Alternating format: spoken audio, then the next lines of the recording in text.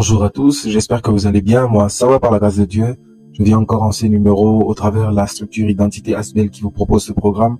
Partager avec vous une pensée que j'estime être importante, une pensée qui m'est montée à cœur.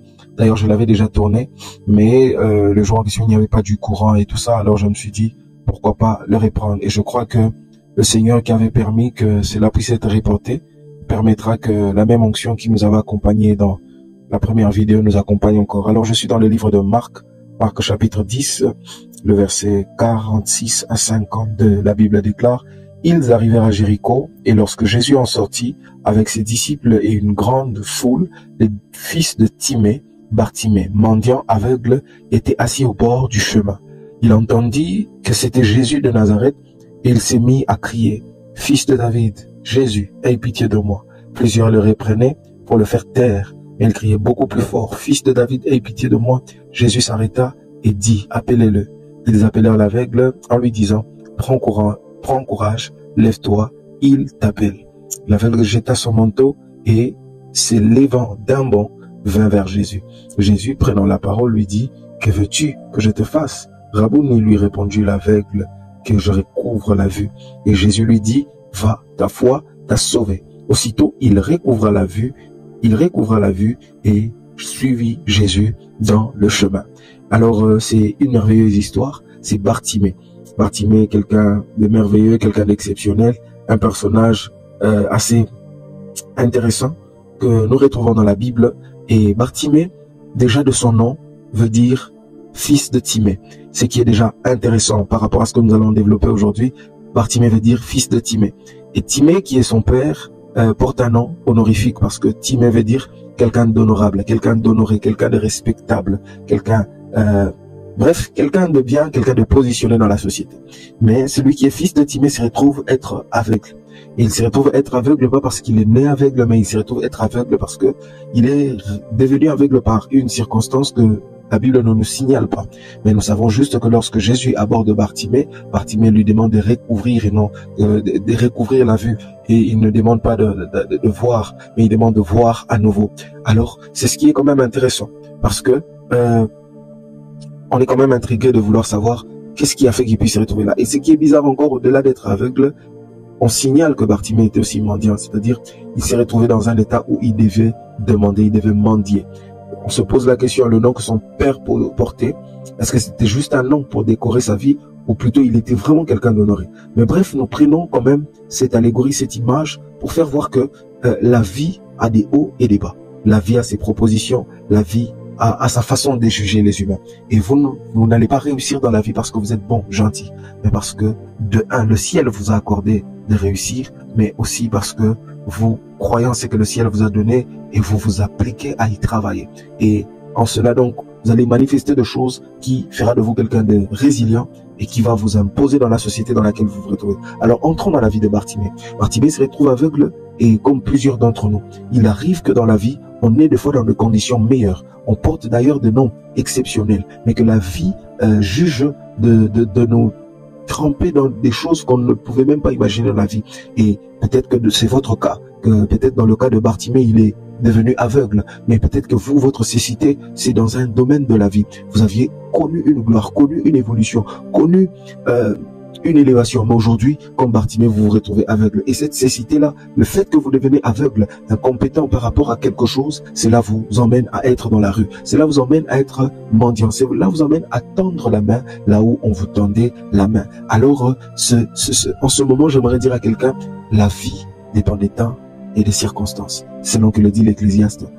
Tout dépendait des temps et des circonstances. Mais j'aime dans le livre de Daniel, je pense que c'est Daniel chapitre 10, je vérifie ça, mais la Bible dit dans le livre de Daniel que il maîtrise, Dieu, notre Dieu, maîtrise les temps et il modifie les circonstances. J'aimerais dire à quelqu'un, la vie a ses tournants, la vie a sa manière de faire les choses, mais il y a un Dieu dans le ciel qui maîtrise les temps et les circonstances. Alors, quel que soit c'est dans quoi vous vous retrouvez, déjà j'aimerais vous dire, Dieu, en qui vous avez cru, maîtrise les temps et les circonstances. Commençons par là. Déjà,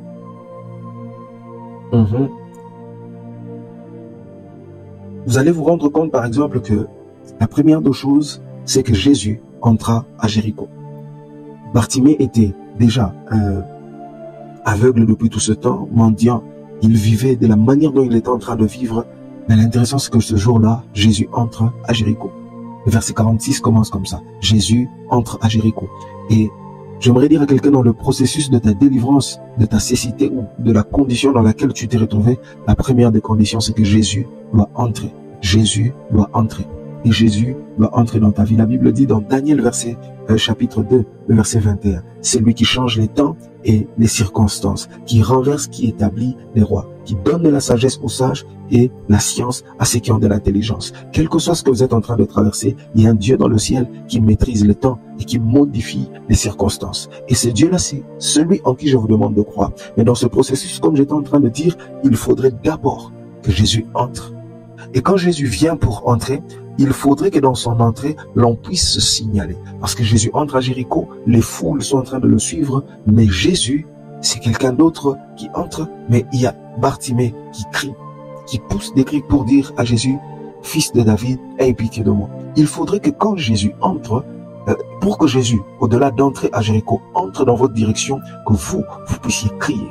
Et crier, c'est prier. Et crier, c'est s'adresser à Dieu. Et crier, c'est attirer l'attention de Dieu. Et attirer cette attention, comme déjà la Bible nous le montre. La Bible dit, voici, je me tiens à la porte et je frappe. Celui qui entend ma voix, il ouvre, j'entrerai. Je sauterai avec lui avec moi. C'est-à-dire quand Jésus entre à Jéricho, il faut que Bartimée le pousse à entrer dans sa situation. Jésus entre dans ta direction, mais il faut que toi, tu le pousses à entrer dans ta vie. Et c'est là, ce n'est qu'en lui donnant votre vie. La Bible dit dans Apocalypse 3:20, voici je me tiens à la porte et je frappe. Celui qui entend ma voix, qui ouvre, j'entrerai, je souperai avec lui avec moi. Vous devez croire. Et dans Romains 10, le verset 9 à 10, la Bible est en train de dire que si tu crois dans ton cœur que Jésus est mort et que Dieu l'a ressuscité d'entre les morts, si tu confesses de ta bouche, si tu crois de ton cœur, tu parviens à la justice. Et si tu confesses de ta bouche, tu parviens au salut. C'est-à-dire, il faut que tu croies que Jésus-Christ est le maître des temps et des circonstances. Mais aussi, tu dois faire comme Bartimée, tu dois crier. Pourquoi? Bartimée savait, il avait sûrement entendu parler de Jésus. Il avait sûrement entendu parler des exploits de Jésus, de comment est-ce que Jésus avait fait. Mais il s'est dit ce jour-là, c'est aussi mon tour. Jésus peut entrer dans ma direction.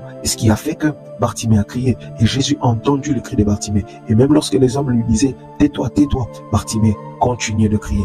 Il continuait de crier et son cri a pu atteindre Jésus. J'aimerais dire à quelqu'un, je ne sais pas ce qui est en train de t'empêcher de prier, ce qui a alourdi ton envie de prier, de chercher Dieu, mais j'aimerais te dire, continue de te battre. Ça finira par payer, ça finira par marcher.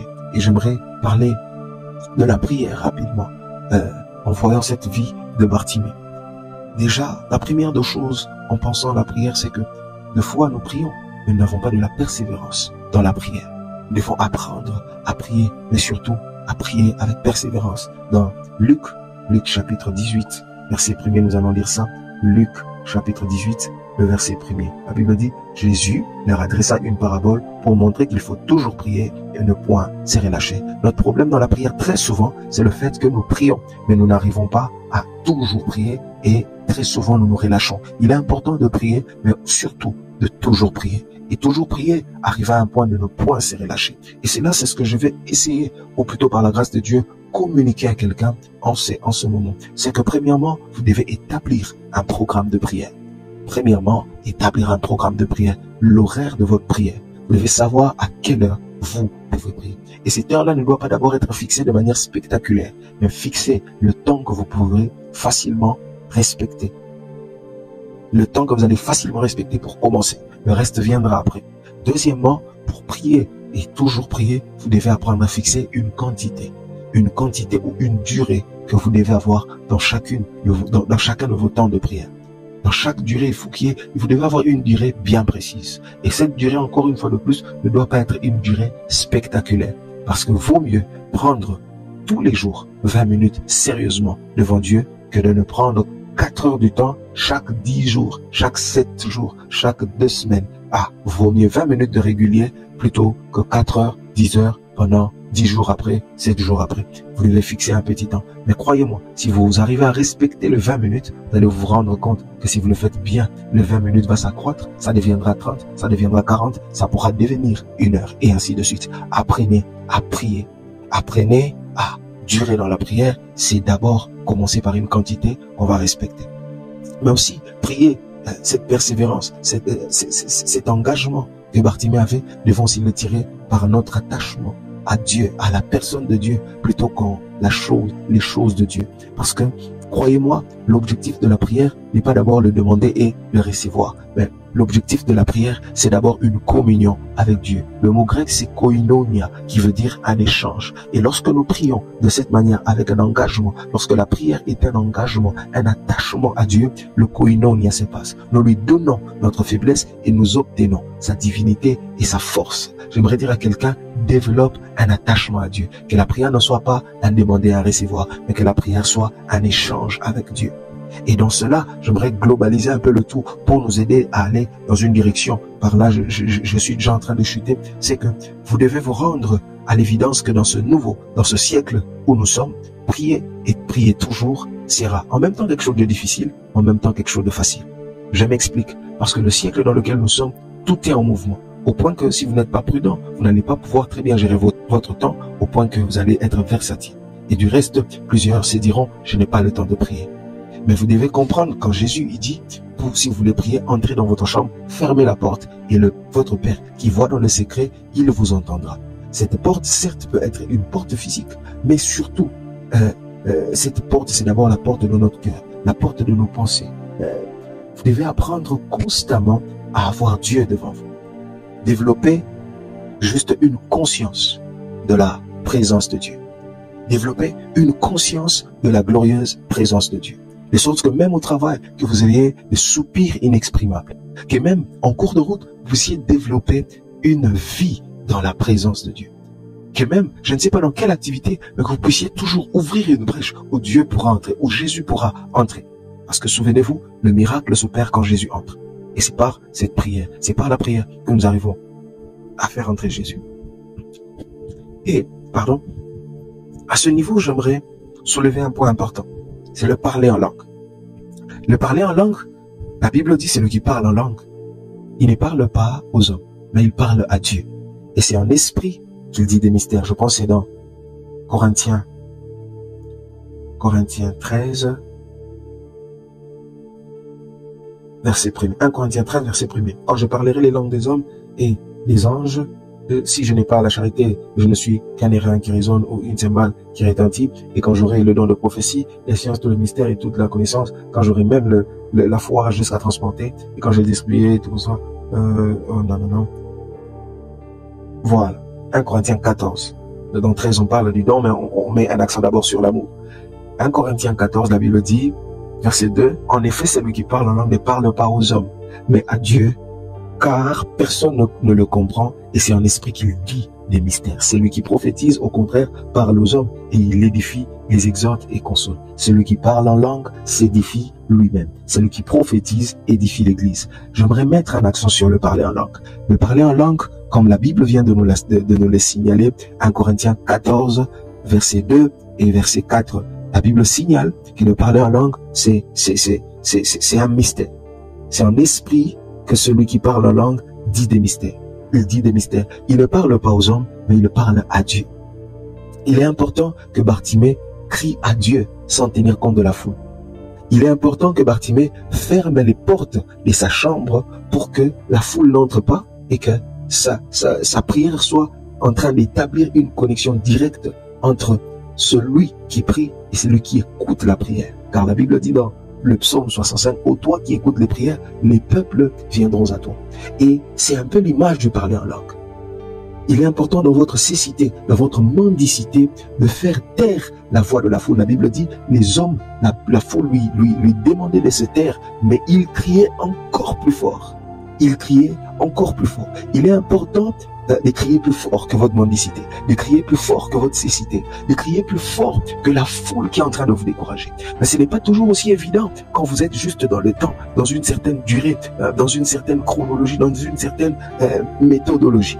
Il faudrait entrer aussi dans les méthodes divines, célestes, bibliques, chrétiennes, dont le parler en langue fait aussi partie. Parce que quand vous parlez en langue, la première des choses, c'est que vous ne parlez pas aux hommes, vous parlez directement à Dieu. La connexion entre Bartimée et Jésus a directement été établie lorsqu'il a pu faire taire tout ce qui avait comme négativité et qu'il est directement allé vers Jésus au travers sa parole. Et c'est ce que le parler en langue fait. C'est-à-dire, je ne parle pas aux hommes, je parle à Dieu. Et l'intéressant aussi, c'est que dans le parler en langue vous édifie vous-même, vous construit. Vous savez, ce n'est pas toujours aussi facile de prier quand on va mal. Certes, il y a certaines personnes qui prient quand même, mais certaines personnes qui n'arrivent pas à prier. Et d'ailleurs d'autres qui prient, mais qui sont plus des lamentations, des plaintes que des paroles de foi. Et Dieu n'exauce pas vos larmes, Dieu n'exauce pas vos plaintes, Dieu exauce votre foi. Il honore votre foi. Même en coulant les larmes, il faut que ces larmes soient des larmes de foi. Alors, quand vous parlez en langue, vous priez en langue, ça vous permet de faire taire, mais aussi ça vous permet de construire. Pendant qu'on voulait faire taire Bartimée, la Bible dit qu'il criait plus fort. Quand vous arrivez à parler en langue, vous montez plus haut. Shabra, Nevakasia, Londelebeka, Sombrandelebeshaka. Votre intellect s'est taire, mais votre esprit aussi augmente. Votre esprit prend de l'ascension sur vos pensées, votre intellect. Alors vous devez prier, parler en langue. Alléluia. J'aime dire, je reprends quelque chose que j'ai dit la fois passée, c'est que l'intéressant avec Bartimée, c'est qu'il s'est focalisé sur ce qui était sa force. Et le peuple s'est focalisé sur ce qui était sa faiblesse. C'est-à-dire Jésus vient, il ne sait pas le voir, mais il peut l'entendre. Si vous ne pouvez pas voir, entendez au moins. Vous n'allez pas être fichu ou rien dans tout. Non. Il vous restera quand même une capacité. Et vous savez, ce que vous pouvez garder comme capacité, comme potentiel, même lorsque vous aurez tout perdu, c'est votre cœur. C'est votre cœur qui peut croire. Et la Bible dit, vaut mieux un chien vivant qu'un lion mort. Et la Bible dit, il y a encore de l'espoir pour ceux qui vivent. Et vous savez, c'est ce que vous devez développer. J'aimerais dire à quelqu'un, quelle que soit la cécité, la mendicité dans laquelle tu te retrouves, pire que Bartimée, crie encore. Apprends à fixer un temps de prière. Apprends à fixer une durée de prière. Apprends à développer un attachement à la personne de Jésus. Apprends à développer cette conscience constante de la personne et de la présence de Jésus. Crie à lui. Et même lorsque cette mendicité est comme une tare ou une honte, j'aimerais te dire, Jésus-Christ est celui qui peut guérir cette honte. Jésus-Christ est celui qui peut délivrer de cette mendicité. Alors si c'est lui qui passe, il n'y a rien à avoir honte. Il faut crier un peu plus à lui. Alléluia. C'était le peu que j'avais à partager avec vous aujourd'hui. J'espère que ça sera pour vous une bénédiction. Permettez-moi de prier avec vous. Éternel, ô Dieu, nous te disons merci. Merci pour ce qu'a été ces minutes avec mes bien-aimés. Ma prière, c'est que tu puisses étendre ta main pour relever, restaurer la vie de prière de chacun d'entre nous. Que ta grâce se multiplie, que ta main s'étende. Nous te le prions. Que Seigneur, ô Dieu, ces éléments que nous avions échangés en ces lieux soient une bénédiction pour mon frère, une bénédiction pour ma sœur, au nom puissant de Jésus. Et que tout ce qui l'alourdit et qui lui fait perdre l'envie, la soif de prier, puisse se taire au nom de Jésus. Sois notre Dieu, sois notre Seigneur. Au nom de Jésus, nous avons ainsi prié. Amen. Que Dieu vous bénisse abondamment. Je suis Aldo Derel Mbumba, artiste, peintre, dessinateur, prédicateur de l'évangile par la grâce de Dieu. Si cette vidéo vous a béni, ne manquez pas de partager ça avec un bien-aimé, avec un frère, avec un proche. Likez nos pages, ça sera une manière de nous aider encore à atteindre plusieurs personnes. Partagez au maximum, ça sera aussi une bonne manière de permettre à l'évangile d'arriver jusqu'aux extrémités de la terre. Alors, revoyons-nous à très bientôt, car Jésus-Christ vous aime et a un plan merveilleux pour vous. Alors, à la fin de cette vidéo, vous aurez juste nos différentes adresses. Si vous avez une requête de prière, vous avez une préoccupation, une question, ne manquez surtout pas de nous contacter et nous serons là plutôt pour vous répondre. Que Dieu vous bénisse abondamment. Retrouvons-nous à la prochaine. Father, we thank you for what you've accomplished here tonight. Lord, it's only the start. We're excited about Jerusalem, the temple, just a couple of days' time. Father, we thank you in Jesus' name. Amen. Amen. Amen. You guys be blessed.